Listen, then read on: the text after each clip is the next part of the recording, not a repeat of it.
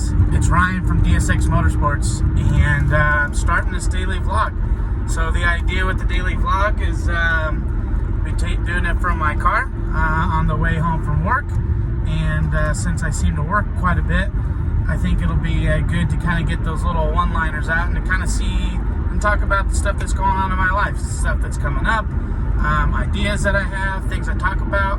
I like to talk about stuff with my other friends, car topics, obviously, mostly, setup, things like that. So yeah, so this is the beginning of that. Try and keep them brief, probably under 10 minutes, since it's usually my drive home. And when I'm working, I work a 2-week on, 1-week off schedule, and try and post one up every day. So it's not going to be like great audio, it's probably not going to be great video, but ultimately the message I think will be there. So and kind of kicking right into it, I want to talk about some of the things that are going on right now. Obviously we're in the off season. Just did a race last weekend at La Junta, and it was a lot of fun. That was with the SCCA time trials. Paul McLeod was kind of running that. That was a really good time, but I did have valve train failure on my motor, so that's kind of a bummer. But we did a fast time. There's a video of my fast lap on my YouTube page. Definitely check that out.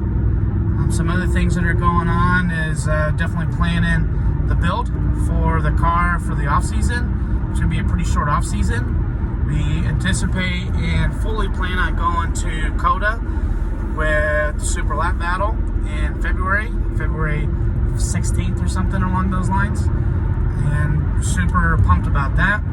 But we got a lot of work to do with the car, so we'll talk about that kind of in the coming weeks.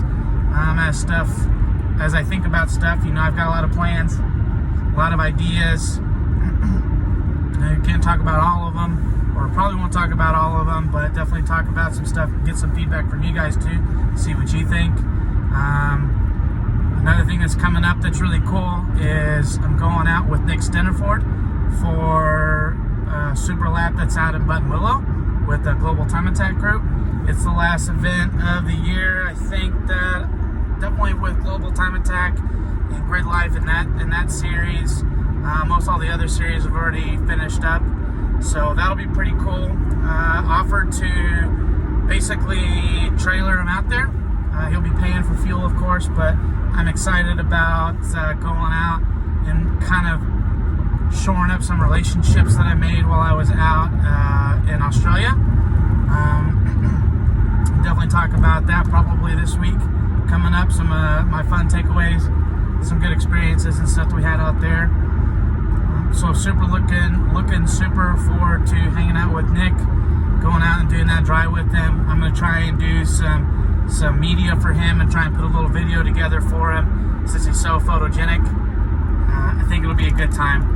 Excited for him, and really just excited to see that track. And I wish the car could go out, but even if my car is running, I'm not sure that I really would trust it and to really make the trip. And hopefully by that time we're already doing crazy stuff already to the WRX. So looking forward to Super Lap Battle in Buttonwillow, going out there with Nick. Another thing that's going on that starts this week, starts on Monday, is SEMA. So Jeanette's at SEMA right now, so I'll probably get to talk with her, maybe some things I can talk about, but I'm not going to be at SEMA. I know a bunch of my friends are going to be at SEMA, but like my friend Jake, I think, is bringing his 57 Chevy that's actually on the LS400. He's going to have it out there at the Hoonigans, so surely he'll have some stuff posted up about that, and I'll talk about that as it happens, and super excited about that for him. Getting that exposure, a lot of Colorado companies pulling together to help get him out there on short notice. And then, yeah, I mean, it's just a lot going on and super crazy and super fun.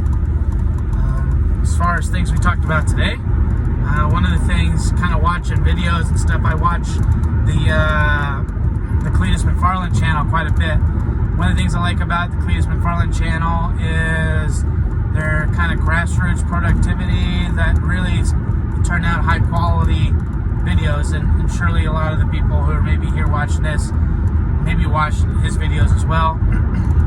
It's definitely drag racing. It's not something that I'm into. Drag racing makes for a great like springboard for videos like that. A lot of drama and stuff. And one of the things that they just got, I talked with Zach and Brian Acton about it today, was the slipper clutches. And the slipper clutches, if you don't know what those are, they're basically they're kind of like an automatic torque converter, but in a clutch. So it's not like a torque converter in the sense of an automatic transmission, but what it does is it's able to essentially limit torque to the ground, and it's kind of like a reverse, like back feeding torque situation. So it's really common on motorcycles. Motorcycles use it to kind of control the engine braking because the compression is so high on those things. With the slipper clutch, it's more a lot easier to modulate the engine braking.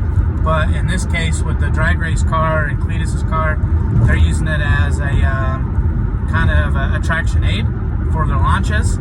So it was super cool. Been watching his videos and stuff throughout the season. It's super cool to actually see how much better that car launched down the road and actually see kind of his immediate results.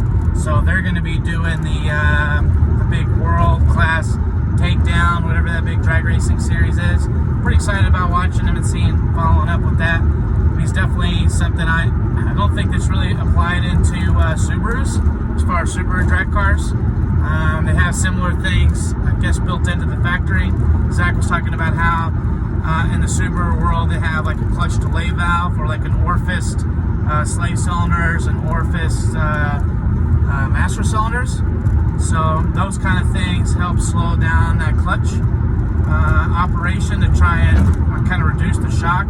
It doesn't quite have the same effect that the slipper clutch has. Another thing that's really common, or maybe not common enough really, Haltech has got the torque management system we talked about, where they basically build that thing where it's watching the